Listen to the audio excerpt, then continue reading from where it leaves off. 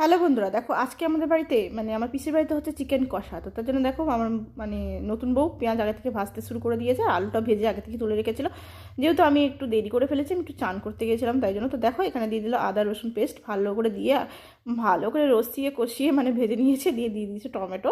Tomato দিয়েও সুন্দর করে লাল লাল করে ভেজে নিয়েছে। দিয়ে পিসিমা একটু সামান্য পরিমাণে নুন দিয়ে দিলে যাতে মশলাতে মানে মশলাটা গুলে যায়। এখানে দেখো লঙ্কা হলুদ গুলে রেখেছে, ব্যাস। তারপরে এখানে পিসি আগে থেকেই মাংস ধুয়ে নুন হলুদ আর লেবু রস মাখিয়ে রেখেছিলো। তারপরে যে লঙ্কা গুঁড়োর পেস্টটা ছিল, কাশ্মীরি লঙ্কা লাল লঙ্কা জিরে ধনের যে পেস্টটা ছিল, সেটা ওর মধ্যে দিয়ে কড়াটা ছোটো হচ্ছিলো, 3 কিলো মাংস, তাই জন্য এই গামলাটায় বসিয়ে দিল।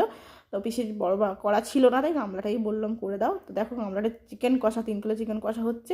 আর আমাদের জন্য চিকেন কষা তুলে রাখা হয়েছে। তারপর আলুটা দিয়ে আবারও ভালো করে লাল লাল করে মানে কি বলবো লাল লাল চিকেন কষা দেখো তৈরি হয়ে গেছে। আমরা কষা কিছুটা তুলেও নিয়েছি খাবার জন্য। আর দেখো আমাদের লাল লাল চিকেনের ঝোল রেডি। বা